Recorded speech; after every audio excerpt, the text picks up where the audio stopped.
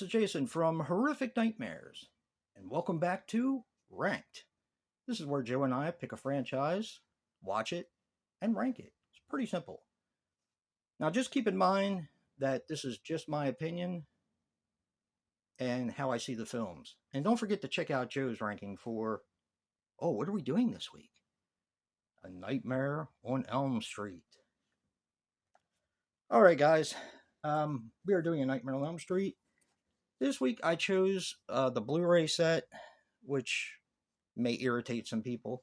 I do have these in the Warner Brothers 4-packs, but I don't know. I love this Blu-ray set, and until we get something better, this is basically what we have. So this is what I'm going to go off of. So let's get started right away. Coming up at number 9 is Freddy's Dead, The Final Nightmare. Ooh, it's around here somewhere. Yeah.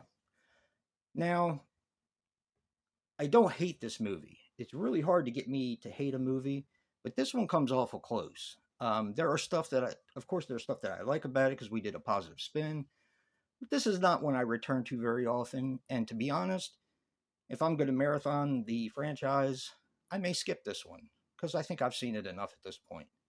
So, yeah, that is my number 9 is Nightmare on Elm Street 6, Freddy's Dead, The Final Nightmare, whatever you guys want to call it. Coming in at number 8, again, we're going to be using this a lot, is Wes Craven's A New Nightmare.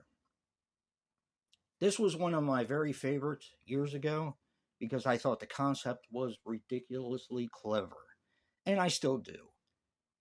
It's just that it's a little too long for me, and I feel like it drags in places. And once you know the concept, it kind of doesn't hit the same way, I guess, is what I'm trying to say.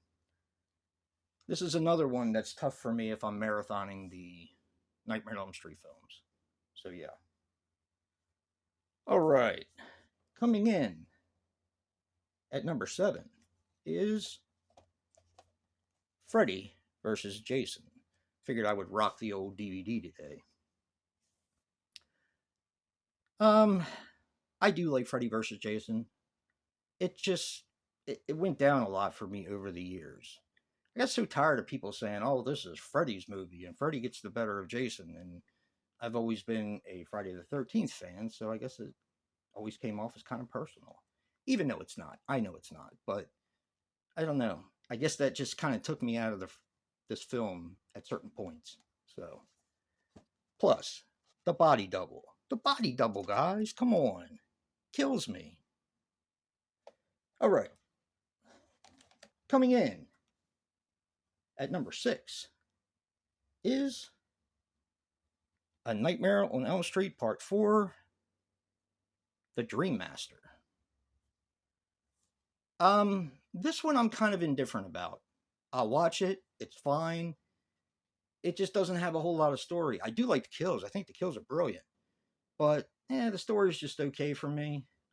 So I can watch it and, yeah, I'm just kind of indifferent about it, I guess.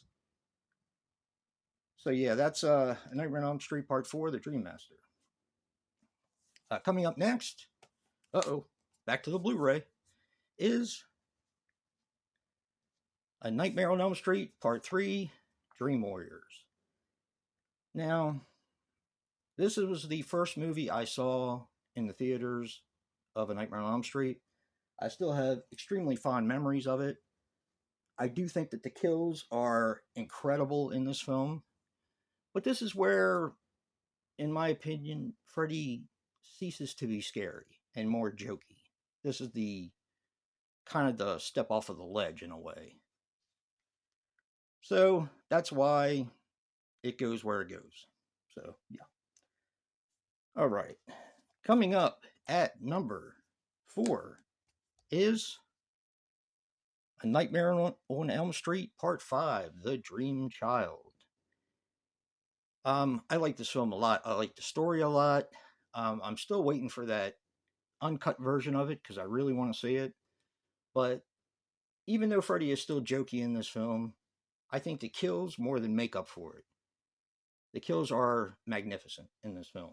The motorcycle one, the comic book one, it's just amazing. So yeah, that's number 4. All right, coming up at number 3 is A Nightmare on Elm Street. I know it's kind of silly that I'm taking it away when I'm just going to the next one, but it's for show purposes. Yeah. All right, A Nightmare on Elm Street. This movie, I do feel, is genuinely scary. Robert Englund is magnificent in it, and it just has something. I mean, this is the reason why this film got all these sequels. I mean, this film is just so different for its time and just fantastic. All right, coming in at number 2 is A Nightmare on Elm Street, the remake. I know a lot of people are going to be upset by this one, but that's okay. I mean, everybody's entitled to their own opinion, or at least that's the way things used to be.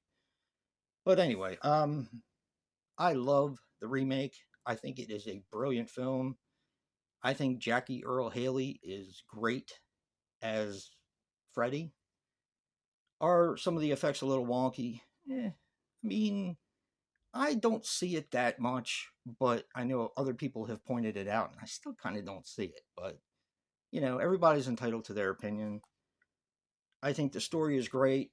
I'm very involved with the characters, and I just love it. I think it's great. I know a lot of people have a hate relationship with this, but not me. I think it's great. And that's Never Sleep Again. A Nightmare on Elm Street, the remake. Which brings us to my number 1, and most people who know me will know that it's A Nightmare on Elm Street Part 2, Freddy's Revenge. I have watched this more than any of the other films. I grew up with this one.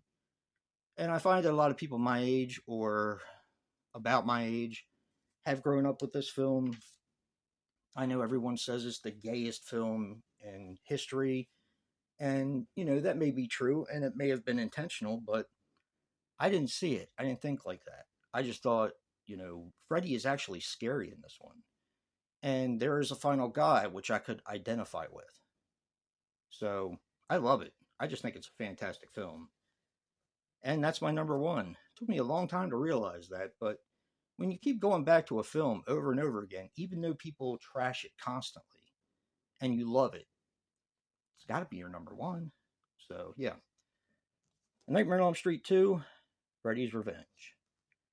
Thank you guys for watching and all of your comments. And please check out Joe's ranking of Nightmare on Elm Street, the franchise. Remember, guys, physical media matters. And until next time, peace.